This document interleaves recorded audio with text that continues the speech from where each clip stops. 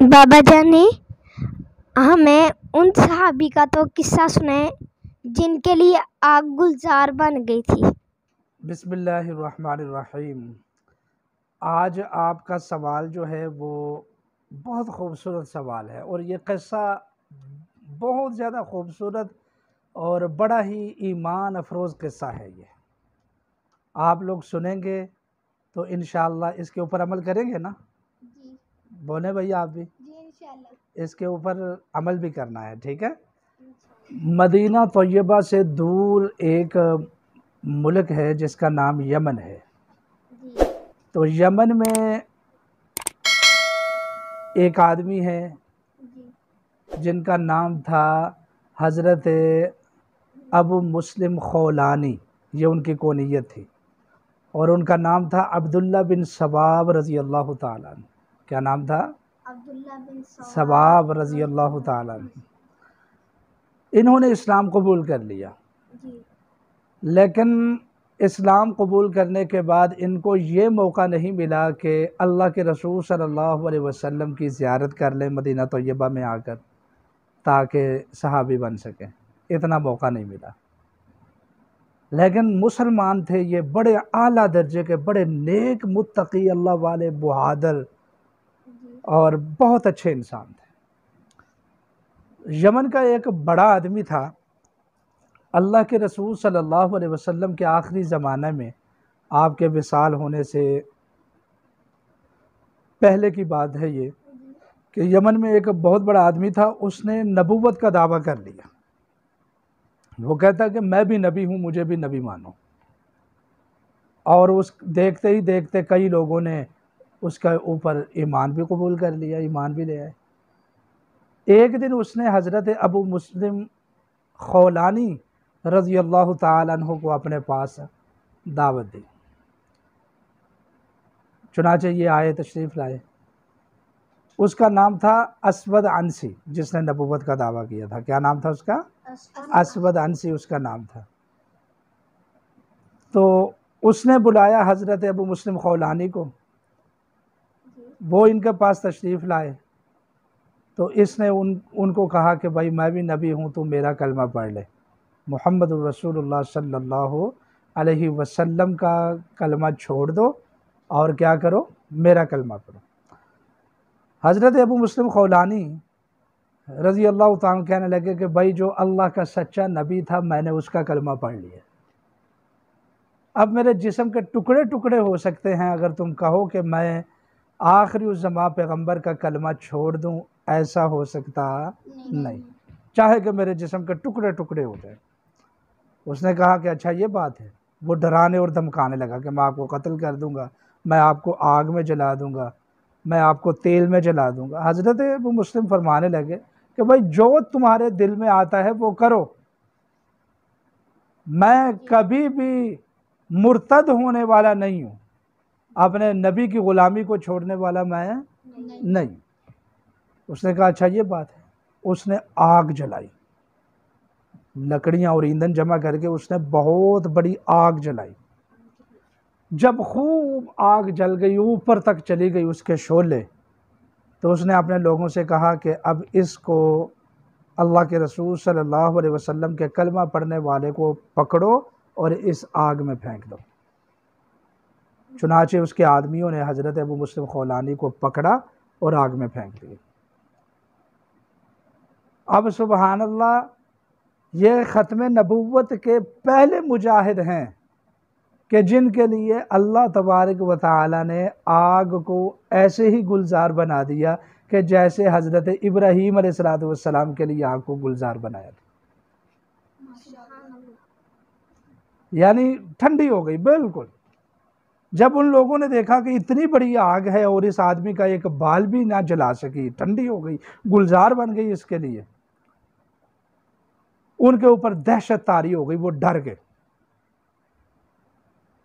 کہ یہ کون سا آدمی ہے، اس نے کون سا مذہب قبول کیا، اس کے رب نے تو اس کو بچا لیا، آگ نے جلایا لیکن اس کو اثر ہی نہیں ہوا۔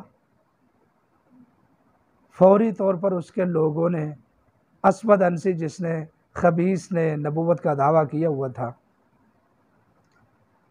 اسے کہنے لگے کہ اس کو نا جلدی سے یمن سے نکال دو، اگر یہ بندہ یمن میں ہی رہا نا تو بہت سارے لوگ مسلمان ہو جائیں گے اس کو دیکھ کر، یہ واقعہ دیکھ کر، اور جو تیرے اوپر ایمان لائے ہیں لوگ وہ بھی دوبارہ پھر جائیں گے اور تجھے نبی ماننا چھوڑ دیں گے۔ اس نے کہا یہ بات ٹھیک ہے، اس نے حضرت ابو مسلم خولانی کو پکڑا اور یمن سے نکال دی۔ اب یہ بیچارے بڑے پریشان ہوئے کہ میں کیا کروں۔ ان کے ذہن میں ترکیب آئی کہ اب مدینہ طیبہ کے علاوہ میرے پاس کوئی بھی رہنے کی جگہ نہیں، میں اللہ کے رسول صلی اللہ علیہ وسلم کے پاس چلتا ہوں۔ چنانچہ وہاں یمن سے انہوں نے سفر کیا اور مدینہ طیبہ میں آ گئے۔ جیسے یہ مدینہ طیبہ میں آئے تو ان کو آ کر پتہ چلا کہ اللہ کے رسول صلی اللہ علیہ وسلم کا تو وصال ہو گیا، آپ وفات پا گئے۔ ان کے تشریف لانے سے پہلے ہی اللہ کے رسول صلی اللہ علیہ وسلم اللہ کو پیارے ہو گئے۔ نماز کا ٹائم تھا، انہوں نے مسجد نبوی کے سامنے اپنی سواری کو باندھا۔ پہلے زمانے میں نا مسجدوں کے سامنے جگہ ہوتی تھی سواریوں کو باندھنے کے لیے، جب یہ کار موٹر کا ابھی وقت نہیں آیا تھا، تو سواری کو باندھا اور اندر جا کر مسجد میں نماز پڑھنے لگے۔ نماز ایسی خوبصورتی سے انہوں نے پڑھی کہ ان کا ایمان، ان کا تقوی ظاہر ہوتا تھا، خوبصورتی سے ذکر کیا۔ دور بیٹھے حضرت عمر فاروق رضی اللہ تعالیٰ جو خلیفہ ثانی ہیں وہ دیکھ رہے تھے ان کو، وہ بڑے متاثر ہوئے کہ یار یہ بندہ مدینہ طیبہ کا نہیں ہے، پہلے اس کو کبھی دیکھا نہیں، لیکن نماز یہ اتنی خوبصورتی سے پڑھتا ہے، ذکر اتنی خوبصورتی سے پڑھتا ہے، یہ ہے کون، چلو پتہ کرتا ہوں۔ حضرت عمر فاروق رضی اللہ تعالیٰ وہاں سے اٹھے اور حضرت ابو مسلم خولانی کے پاس تشریف لائے، آ کر پوچھنے لگے کہ مجھے یوں لگتا ہے کہ آپ اجنبی مسافر ہیں مدینہ طیبہ میں نے پہلے کبھی آپ کو دیکھا نہیں۔ انہوں نے کہا جی ہاں میں مسافر ہوں، میں دور سے سفر کر کے یمن سے آیا ہوں اور میں یہاں مدینہ طیبہ میں آ گیا ہوں۔ تو فوری طور پر حضرت فاروق اعظم حضرت عمر فاروق پوچھنے لگے کہ اچھا اگر آپ یمن سے آئے ہیں تو وہاں ابھی ابھی حالیہ ایک واقعہ پیش آیا ہے، وہ جو اسود انسی ہے جس نے نبوت کا دعویٰ کیا ہے، اس نے ہمارے ایک ساتھی کو مسلمان کو پکڑ کر آگ میں جلایا اور حضرت ابراہیم کی طرح آگ ان کے لیے گلزار بن گئی، اس واقعے کا آپ کو پتہ ہے؟ تو حضرت ابو مسلم خولانی کہنے لگے کہ ہاں مجھے پتہ ہے، اور اس بندے کا نام بھی عبداللہ بن ثواب ہے۔ کیا نام ہے اس کا؟ عبداللہ بن ثواب رضی اللہ تعالیٰ۔ حضرت فاروق اعظم سمجھ گئے کہ یہی وہ بندہ ہے، یہ جو یمن سے آیا ہے یہی وہ بندہ ہے۔ میں بڑی جستجو میں تھا کہ میں دیکھوں کہ اسود انسی نے پھر بعد میں اس کے ساتھ کیا کیا ہے، جب آگ نے اس کو نہیں جلایا گلزار بن گئی تو پھر اس کے بعد اسود انسی نے کیا کیا اس کے ساتھ، تو میں بڑی جستجو میں تھا۔ تو پھر انہوں نے سارا قصہ سنایا حضرت عمر فاروق رضی اللہ تعالیٰ اتنے خوش ہوئے اور ان کو پکڑ کر آپ صلی اللہ علیہ وسلم کے پاس لے آئے، آپ صلی اللہ علیہ وسلم کے پاس نہیں،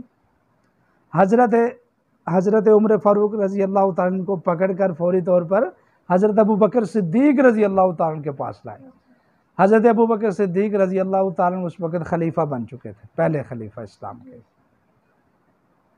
اور واقعہ سارا سنایا حضرت صدیق اکبر کو بھی حضرت عمر فاروق نے کہ یہ وہ بندہ ہے، اور ان کو بھی ایک طرف بٹھا لیا، حضرت صدیق اکبر ایک طرف بیٹھے ہوئے تھے، حضرت فاروق اعظم درمیان میں بیٹھے ہوئے تھے اور رشک کر رہے تھے، خوش ہو رہے تھے کہ اللہ تیرا شکر ہے کہ تو نے مجھے میری زندگی میں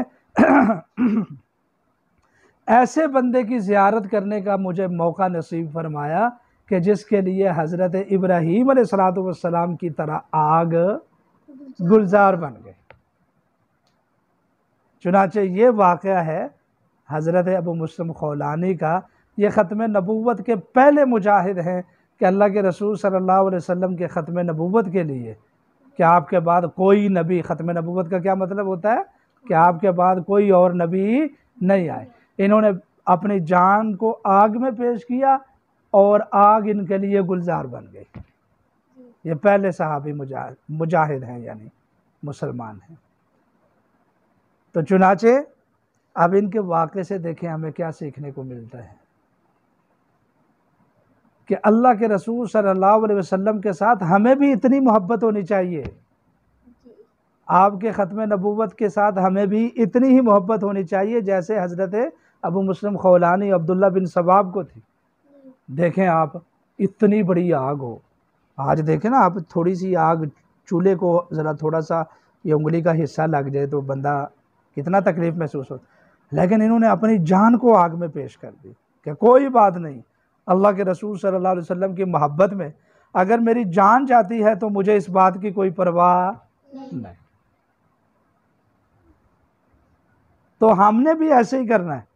اللہ کے رسول صلی اللہ علیہ وسلم ہمارے پیارے آقا حضور نبی رحمت صلی اللہ علیہ وسلم کی محبت میں کبھی اگر ہمیں اپنی جان بھی پیش کرنی پڑ جائے تو ہم کبھی بھی پیچھے نہیں ہٹیں۔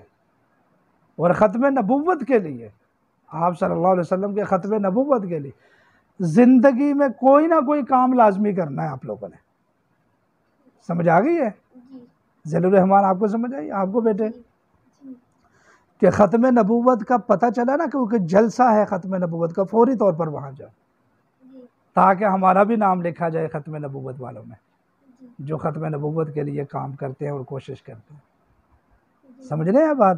اور کبھی جان بھی پیش کرنی پڑے، اگرچہ آگ میں بھی جانا پڑے حضرت ابو مسلم کی طرح، تو تب بھی پیچھے نہیں ہٹیں گے انشاءاللہ۔ کہیں سارے انشاءاللہ انشاءاللہ۔